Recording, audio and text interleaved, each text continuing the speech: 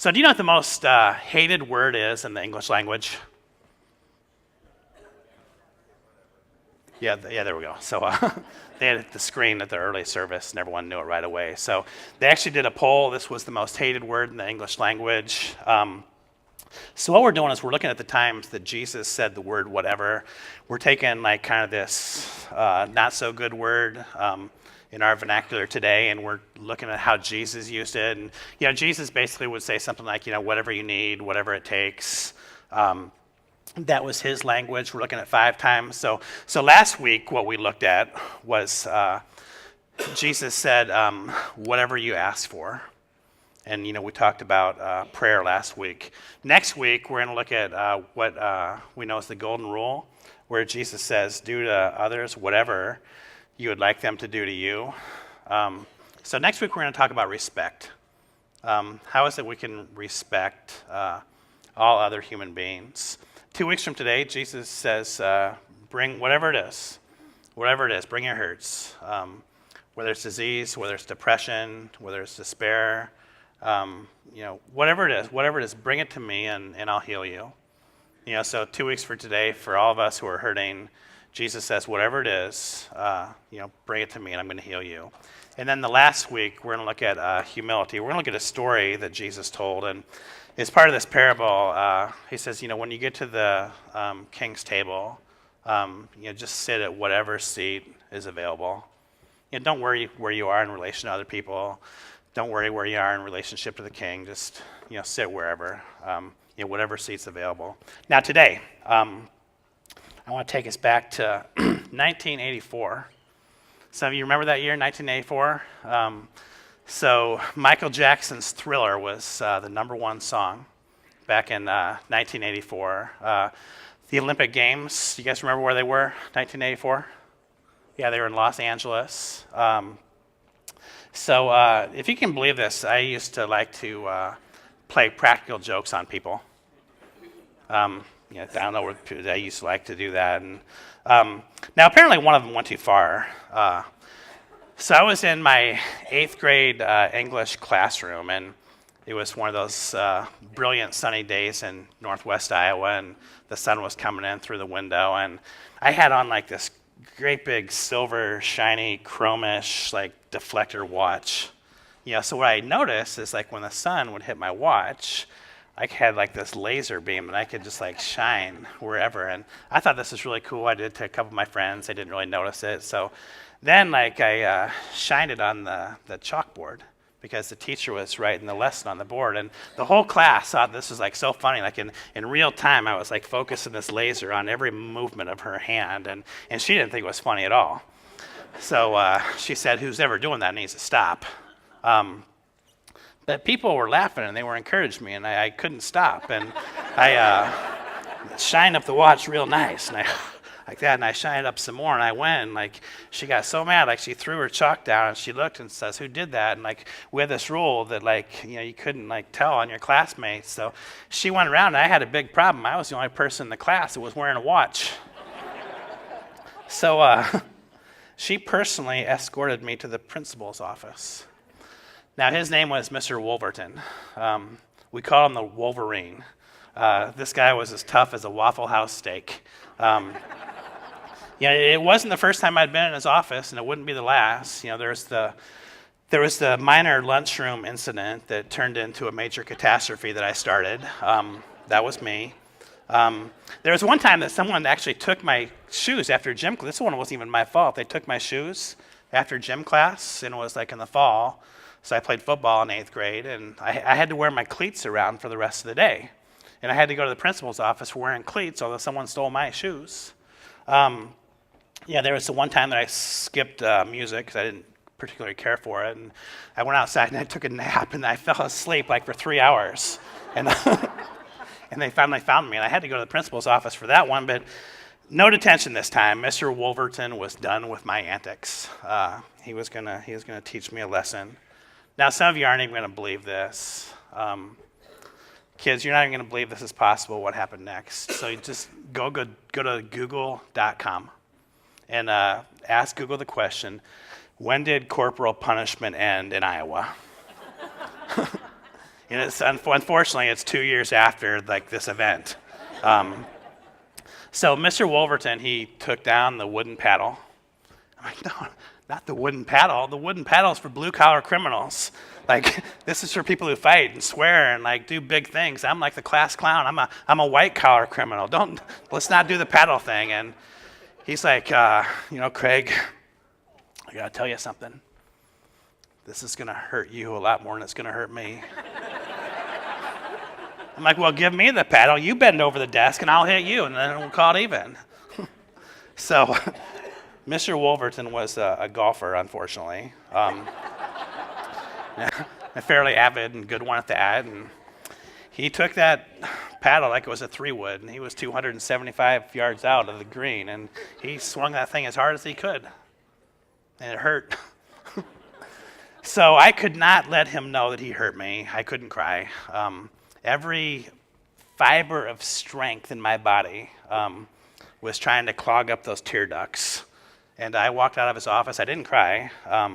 So then I walked into the library, and the library was like where the study hall was. Everyone in the study hall saw Mrs. Hardman escort me to the principal's office. So they were all watching. Did he get the paddle? Did he get the paddle? I couldn't let them know that I cried. And I was like walking out, and I went to the bathroom without crying. And I made it to the bathroom. I cried like for a long time. I sat down for dinner that night. It hurt. Went to bed that night, laid down. It hurt. I slept on my stomach. But you know what? The next morning I woke up and it didn't hurt. It was gone. It was done. 18 hours later, it was gone. So I want to tell you another story. This one happened just a couple years later. It would have been between my sophomore and junior years in high school. So here I was walking into the one restaurant in the town. It's kind of lunchtime, and have you ever been in one of those conversations where one person's back was like, to everybody, they couldn't see me coming, and they were looking at everybody else, and everyone could see me coming. They almost had like this kind of shocked, be quiet look on their face. And I went up, and all of a sudden I heard this girl. She was kind of like a friend of mine. I mean, we all knew each other. It was a small school, and she was talking about me. She had talked about, Craig, his parents are divorced. That was a big thing back then in that town. They don't have much money. He can't do a lot of the stuff. They live in that small, crowded house. I heard her speak those words. I went to bed that night, and there was a lot of pain. Now, the difference between the gossip and the paddling was that when I woke up the next morning, the pain from the gossip still existed. You know what's really interesting is we didn't really talk much after that in high school. I haven't talked to her since. What's interesting is a few years ago, and I don't think about this anymore. I'm past it. But a few years ago, she asked to be my friend on Facebook, which I thought was interesting because we weren't friends in high school, and now all of a sudden we're being friends again. But what was really interesting is it was 30 years later, and I went back to that restaurant where I heard this girl saying these things about me. And what this demonstrates is the power of words. Now, life has gone on. I've changed, she's changed. Life is just too short to carry around hurt and resentment. It's too short and it's too important to do those things.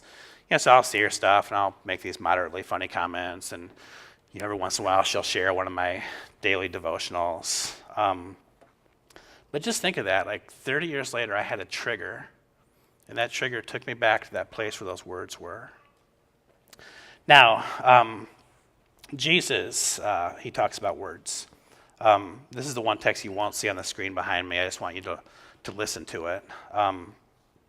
So here's Jesus talking about words in Matthew chapter 12, verse 34 through 37. For whatever is in your heart determines what you say. So the words are just a manifestation of really who we are on the inside. Our words are going to reflect our interior persona. A good person produces good things from the treasury of a good heart, and an evil person produces evil things from the treasury of an evil heart. And I tell you this, you must, listen to what he says here now. You must give an account on Judgment Day. We're responsible. You must give an account on Judgment Day for every idle word that you speak. And then Jesus gives us this truth of life. I want you to listen to this one. I want you to just embrace this one, reflect on it. The words you say will either acquit you or condemn you. And that is just a truth of life. Like in your relationship with yourself, the words that you speak to yourself, they're either going to acquit you or condemn you. The words that you say in your relationships with other people are going to acquit you or condemn you. The words that you say in your relationship with God are going to acquit you or condemn you. Now, Paul says, I want to read this other thing first. It's just about the power of words. Words are going to have the power to either shame you or heal you. They can do both. Words can destroy your dreams, or words can help your dreams come true. Words can end friendships, or words can create, enhance, and develop friendships. Words can either tear down, they can fabricate fences, that cause division, or they can build bridges that allow people to connect on deeper levels. Words can make us a prisoner, or words can totally set us free. So Paul, he talks about words in Ephesians chapter 4, verse 29. Now, for those of you who are new, we have an app.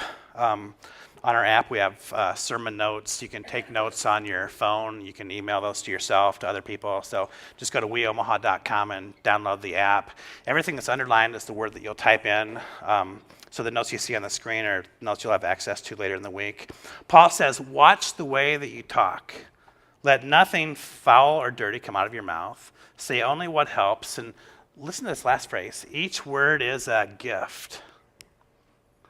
Think about that. Like when you're talking, each word that you say, it can be a gift to somebody else. Now you want to give good gifts, so let's use good words. Now I'm going to talk about three things really kind of to do and not to do, but I want to make a challenge before I do that.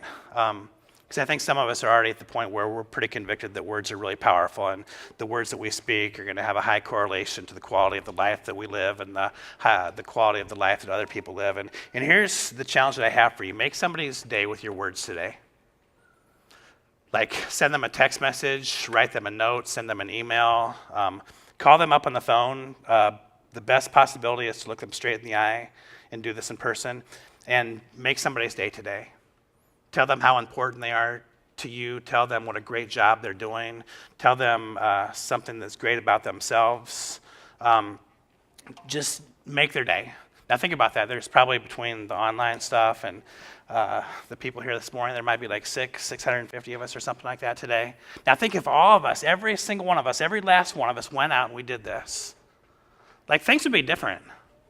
They would be different if we could make somebody's day through the kindness and the benevolence of our words. All right, so we're going to look at three things this morning, three ways to really use words poorly and what we can do to make things better. So number one is you contain your complaining. Contain your complaining. So does anybody know just a chronic complainer? Just a real quick show of hands. Are you sitting next to that person? Put your hand down. That's I don't want to I'm trying to help you all out here, not cause problems. Man, complainers, they wear you out. They wear me out, I know. The world is full of really cool, beautiful, graceful, powerful, amazing, wonderful stuff, and complainers can nitpick and find out the negative on anything. It's like the guy that wins the lottery and he has to complain because he has to pay so many taxes. Those people exist out there. Now Paul, he says in Philippians chapter 2, verse 14, do everything without complaining or arguing. So can you guys read me the second word in that verse? Okay, can you guys read me the second word in that verse? Do everything good. So complaining is just because we complain, we miss out on life. So we took a cruise about 18 months ago. It started in Copenhagen, Denmark. It ended in Stockholm, Sweden. You go to Germany, you go to Poland, you go to Latvia, Lithuania, Estonia, Russia, Finland, all these really cool places. And me and David were up playing miniature golf, which I spent an inordinate amount of time and money playing miniature golf on that cruise, but that's what David wanted to do. So David and I were playing miniature golf. There was 2 women in front of us. Their kids were in front of them. And the whole time during this little, half-hour round of miniature golf, these women were complaining about the cruise. The rooms were too small, the lines were too long, you could never get onto the elevator. It rained all day yesterday, and they just complained and they complained and they complained, and I'm like, wow, this place is amazing. You get to eat all the food you want on this ship, and the rooms are small, but if you like the people you're with, that's not a big problem. And the elevators, they're crowded, but the average age in this cruise is 78 years old, and all the stairs are empty all the time, and you can take those and, get a workout in. And, you get to go to all these really cool places like the Hermitage in St. Petersburg, and you get to go to the Wall in Berlin, you get to go to Sweden and eat their meatballs, and it's amazing. And, these women just complain the whole time. I'm thinking they're missing out. And I thought about, that's the way it is with life. This life is amazing. There's so many incredible, amazing opportunities in front of us, and we complain. And because we complain, we're missing out on the life that God is trying to give to us. Now, here's the deal. Look on the screen behind me. If you don't like your circumstances, then change them. If you can't change your circumstances, then change your perspective. All the time that you spent complaining could be spent improving. So think about that. We complain about our problems, and what if you spent all the time that you spent complaining about your problems trying to solve your problems and grow and improve your life? You'd be a lot better off for a lot of reasons. One is you wouldn't have this negative attitude all the time, and number 2 is you'd have a lot less things to have a negative attitude about.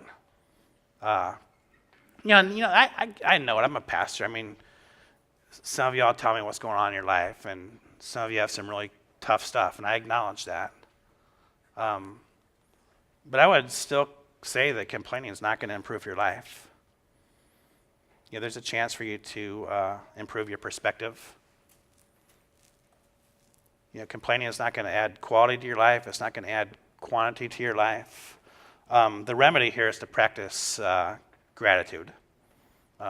That's the opposite of complaining, is gratitude. So you have things to be grateful about. Every one of us does. Some more than others. I don't know why it's not quite fair, but it's the way it is. But we all have things to be grateful for. Now, I want you to practice gratitude in a few ways. One is to be grateful to God.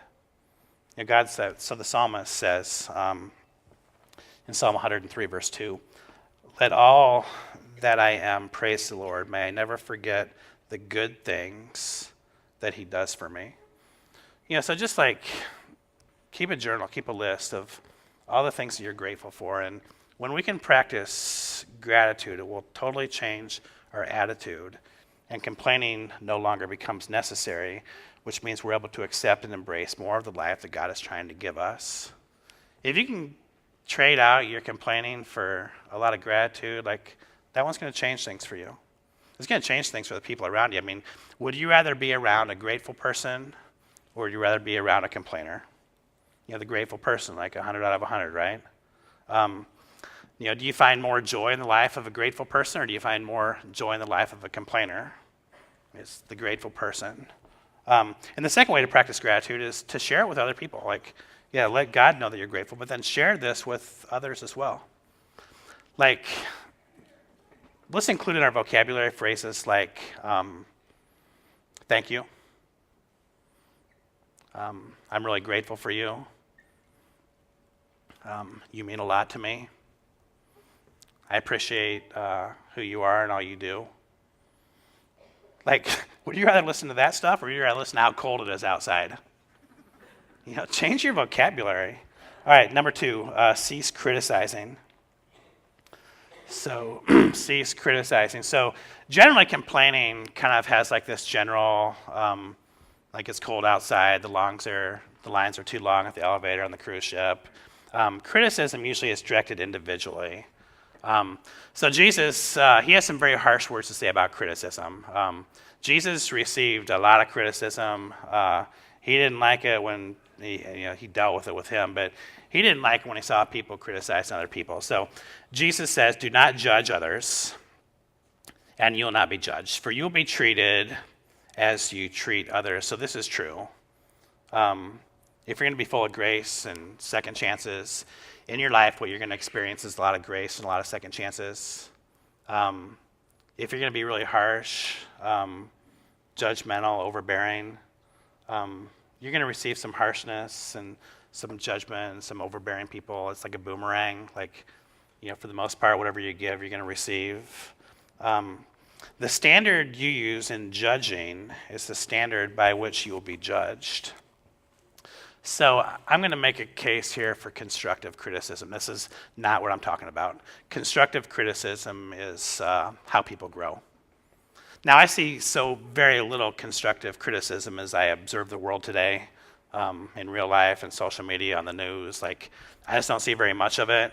But constructive criticism is how people grow. So, let me give you an example. Like, every year at the church, we do evaluations for our staff. Now, the reasons that we do evaluations for our staff is so that we can get better.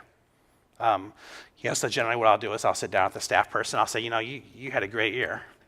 Like, I've had these people telling me that you have done this, and I think that's so cool. And I know you started this new program or this new ministry, and I see the results that are coming from that, and I want to affirm you. Now, there's always going to be a few things that we can get better at. So I'll say, hey, I wonder, let's talk about this area. Like, I wonder, if we could be more proactive and, get ahead, if we'd be able to maybe, have less stress on all of us and, put out a better product. So with the constructive criticism, we walk down this road with both truth and grace. Now, that's not the type of criticism that I'm talking about. That's the good stuff. What I'm talking about is the harsh, unnecessary, pointed, unfair, ununderstanding criticism. So criticizing others does not make you smarter or better than the one you're criticizing. It just makes you mean. That's all it is. It just makes you mean. So unjust, unfair criticism where you're trying to belittle another person for some reason. Maybe it makes you feel better. Maybe it's a power control thing. Maybe it's something that you see in yourself that you're projecting on somebody else.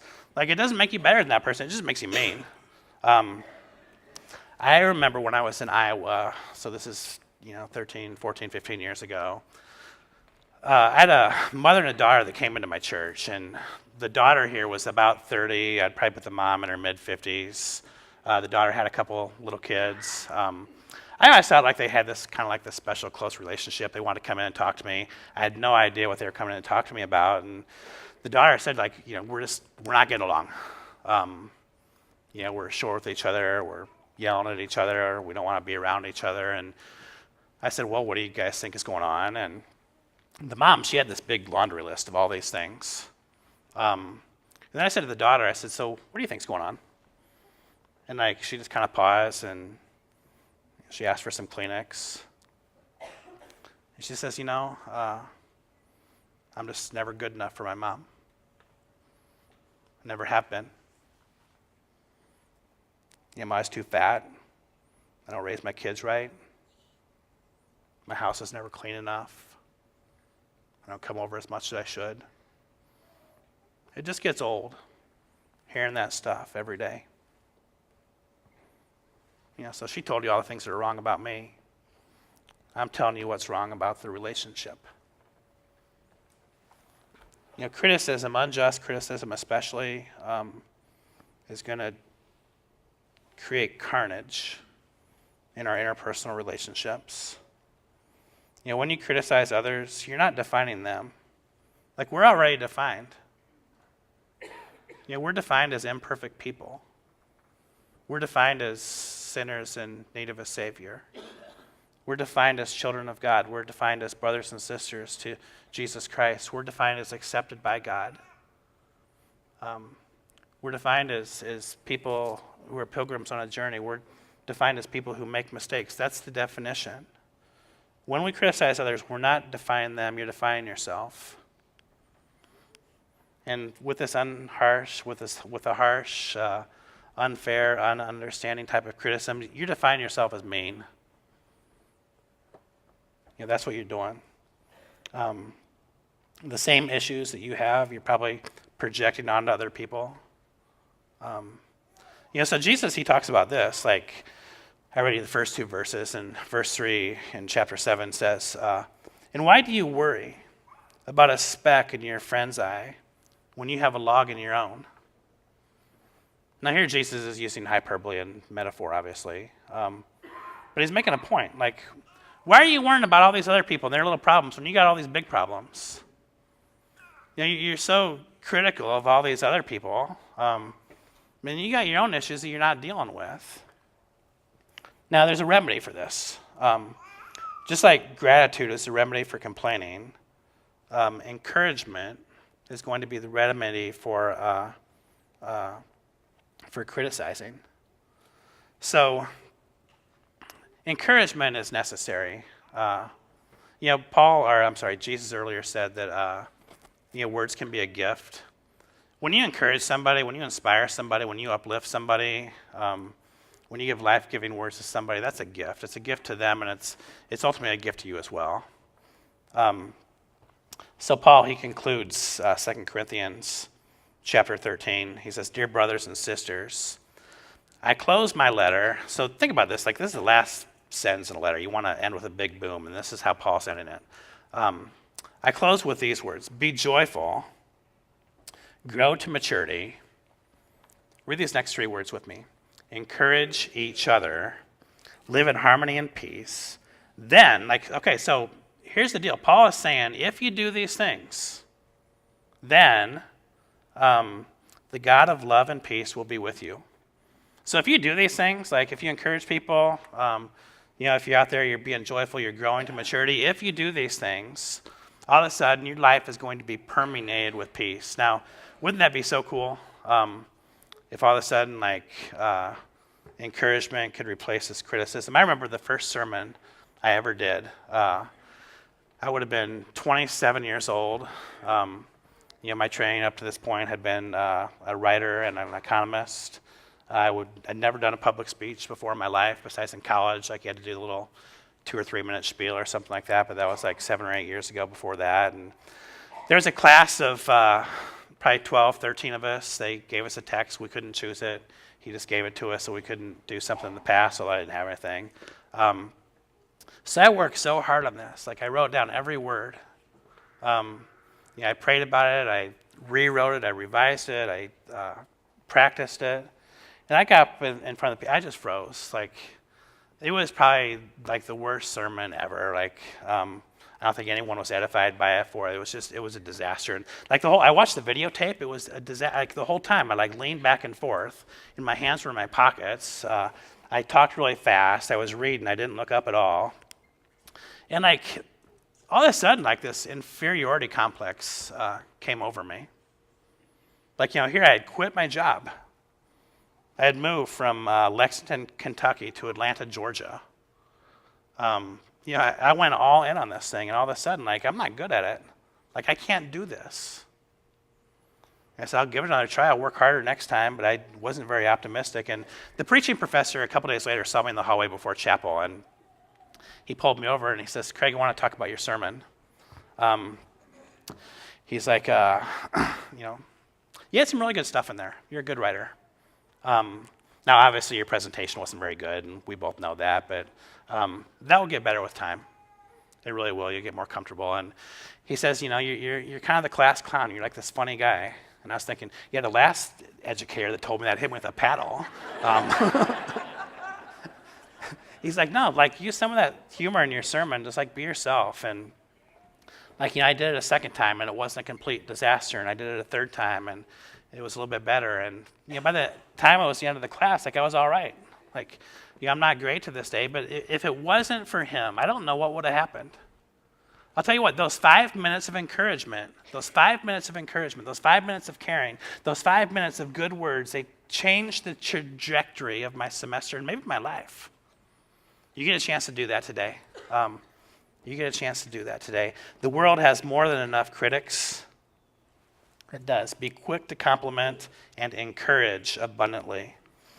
All right, so number 3, you got to get over gossip. So gossip is my biggest pet peeve. Actually, it's my second biggest pet peeve. My biggest pet peeve is would be a complaint, and I'm not going to go there. But gossip is so destructive. There's nobody that wins with gossip. Gossip is a waste of time. Gossip is a relationship buster. Gossip, it just has so many negative consequences. Gossip is created, you guys need to hear this one. Gossip is created by critical people. It is spread by spiteful people, and is accepted by insecure people. There are no winners. There are absolutely no winners. Have you been gossiped about before and you hear about it? Like, that's devastating, right? Like, have you listened to someone you gossip and like you just know that it's not right? You just kind of like bite your tongue and pray the conversation ends really quickly. And I bet you there's probably a few of us that have gossiped, and there's a while after we gossiped that we felt really guilty about that. There are no winners in gossip. Nobody wins in gossip. It hurts the speaker, the listener, and the one spoken about. Let's look at a few verses that talk about each of those three. The troublemaker plants seeds of strife. Gossip separates the best of friends. So here's where it doesn't work for the speaker. Gossip is going to come back to you. The people that you're gossiping to, they're going to gossip about you. The one that's gossiping with you, they're going to gossip about you. This is a matter of trust here. Gossip is devastating. Gossip, I'll tell you this as a pastor, I've observed this many times. Gossip has separated the best of friends. The Bible is right here. Next, wrongdoers easily listen to gossip. Liars pay close attention to slander. So even if you're listening to somebody else gossip, you have a responsibility. You have a responsibility to say, this isn't my thing. I'm not going to talk about this person. I'm not going to listen to this person. They're not here. We don't understand their side of the story. We've never walked in their shoes. We don't know what they're going through. We don't even know if this is true. Let's spend our time doing better things other than to talk about somebody who's not here that can't represent themselves.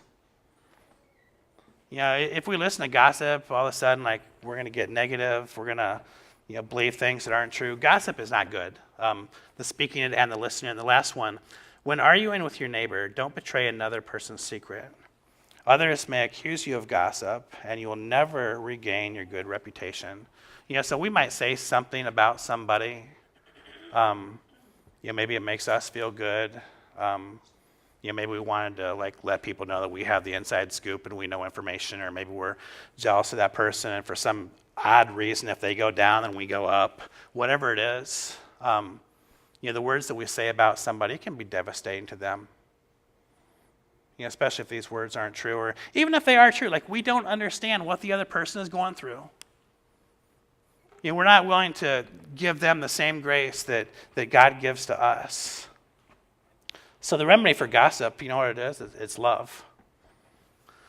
So think about this. If your life is about complaining and criticizing and gossip, just think about the possibilities of now if your life is described and defined by encouragement, if it's gratitude and love. Now listen to what Paul writes about love. There's this book, The 5 Languages of Love, and there's 5 different ways that we receive love. And for about half of all men and about 30% of all women, the primary way that we receive love is through what the author calls words of affirmation. So love in the Bible, it's a verb. We can love people very well with our words. In fact, for half of all men and about a third of all women, really the best way to love them is through words of affirmation. Now think about this. Love, so this is love in action, words, are patient and kind. Now think about that. What if your words were just full of patience and full of kindness, toward another human being? What if it wasn't jealous? We see someone else succeed, and we're their biggest fan. We couldn't be happier for them. Or boastful, or proud, or rude. We never say word rudes. Our conversations aren't always about us, but they're about other people as well. like this one's a game changer here. It really is. Stop the gossip. It's destructive. It's self-destructive. The carnage all over the place. Replace it with love. Now, don't gossip. Don't listen to gossip. You have better options. Stand up for those who are not present. Speak only life-giving words. So you got the choice on how you use your words. You're the one that controls what you speak. So if you've been convicted a little bit this morning that being a complainer is part of your life, speak words of gratitude this week.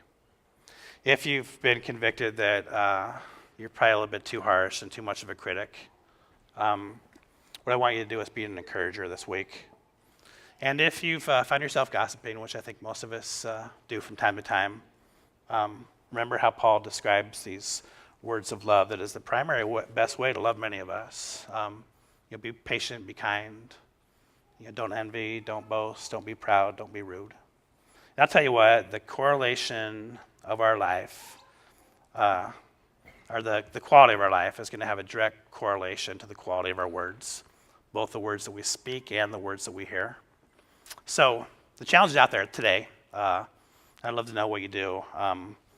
Send someone a text message, call someone, send them an email, write them a letter, visit them in person, and just encourage them, be a blessing to them, and just make somebody's day with your words today. You can do that, and I can do that too. So let's pray.